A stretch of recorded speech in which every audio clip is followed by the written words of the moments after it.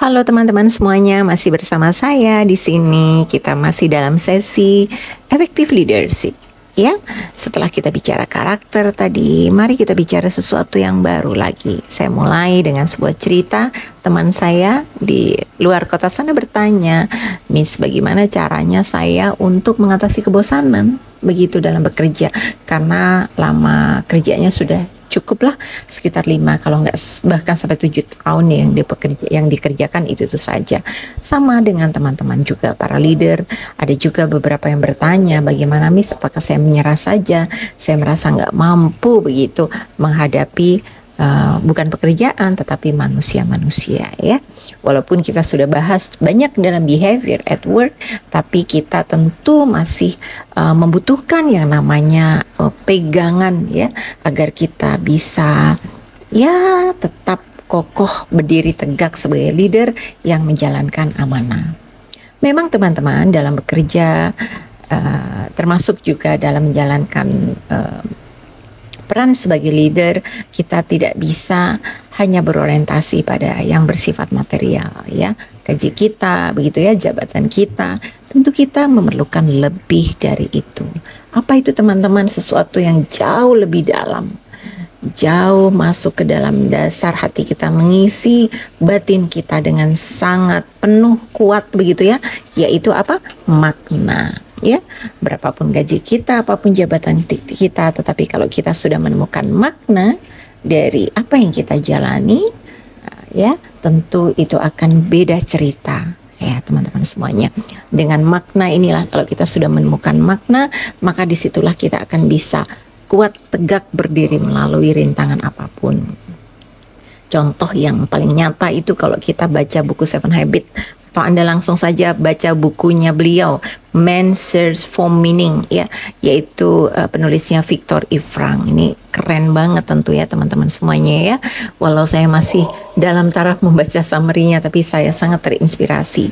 Apa yang terjadi dengan beliau, teman-teman? Tentu teman-teman masih ingat ya, saat kita belajar menjadi manusia proaktif. Di situ dijelaskan bahwa Frank adalah seorang Jewish yang masuk ke penjara Nazi, kira-kira begitu, disiksa bersama seluruh keluarganya.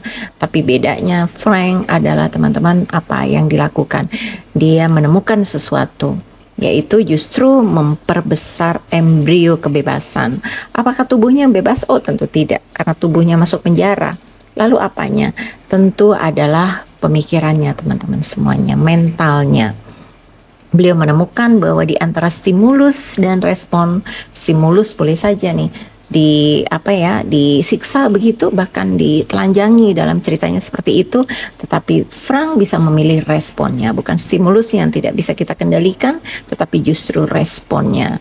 Bahwa di antara stimulus dan respon ada sebuah hal yang dia bisa besarkan, yaitu kebebasan memilih ya. Dan di dalam kebebasan milih ada 4 aspek yang mendukung kebebasan milih, yaitu yang pertama kesadaran diri, yang kedua masih ingat? Yes, imajinasi. Ketiga apa teman-teman? Masih ingat?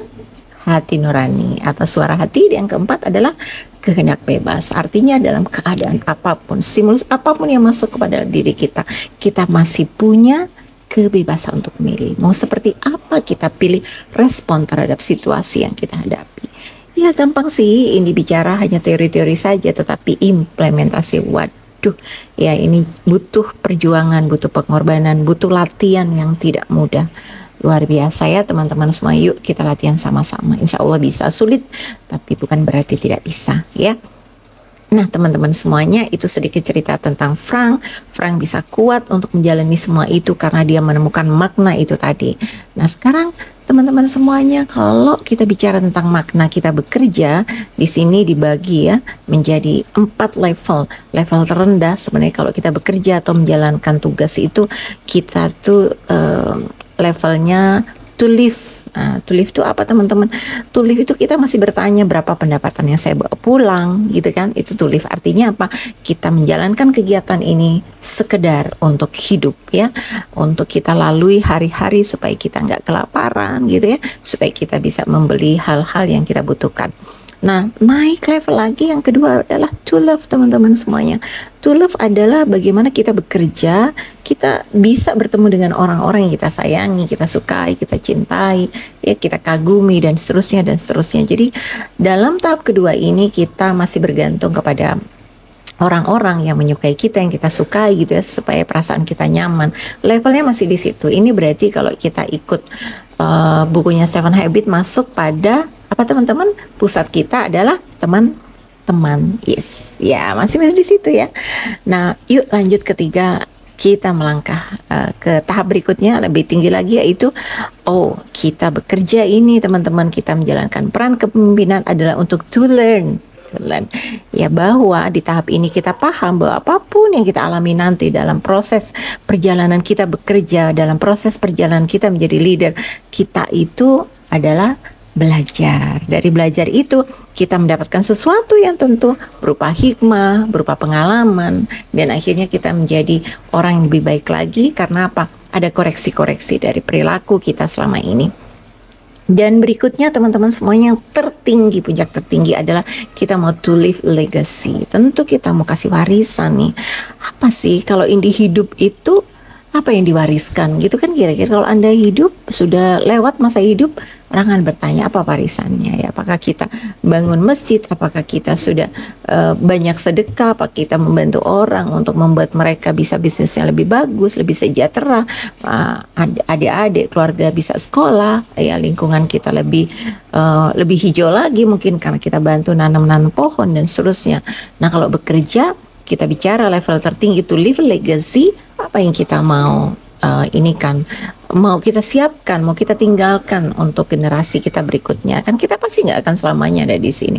Suatu saat kita akan meninggalkan lingkungan ini. Nah, kalau kita bicara to leave legacy, yuk kita siapin apa yang mau disiapin. Apakah SOP yang lebih rapi, apakah leader-leader baru yang selalu antusias, yang hebat gitu ya, yang tahu kebenaran dan kebaikan gitu. Nah, apakah hubungan baik dengan mitra kerja gitu? Nah, apakah cara-cara yang ya selama ini belum digunakan tetapi kita bisa menemukannya? Nah, silakan teman-teman pikirkan to leave legacy, apa yang kita mau simpan atau untuk digunakan kepada generasi berikutnya atau leader berikutnya, bisa membangun organisasi ini lebih baik lagi. Kan itu cara berpikirnya ya, dasar berpikir kita, sehingga kita tidak bekerja hanya to live atau mau to love gitu. No. Yang ketiga lumayan lah, to learn masih lumayan, atau kita masih sudah meningkat ke tahap yang lebih tinggi lagi ya teman-teman semuanya ya. Maka kita perlu nih untuk dapat semangat dari Jack Welch gitu ya. Menurut beliau, pemimpin yang baik menciptakan sebuah visi. Nah, ini dia pertanyaan buat kita, visi kita apa nih kalau kita bekerja di perusahaan ini? Menerjemahkan visi tersebut yuk ke dalam suatu implementasi, begitu kan, kira-kira dengan bergairah mari kita sandang visi itu dan tuntaskan tanpa ampun. Kalimat tanpa ampun ini seharusnya bisa mendorong kita bahwa kita tidak bisa hanya begini-begini saja, kita memberikannya harian saja gitu teman-teman. Tapi bagaimana kita sudah punya visi ke depan. Anda kan dapat visi kan dari perusahaan. Nah, Anda turunkan jadi visi pribadi, kira-kira seperti apa?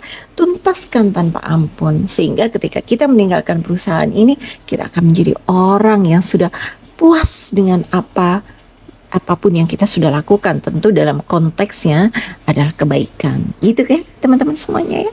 Kita sudah pelajari itu di kelas ya.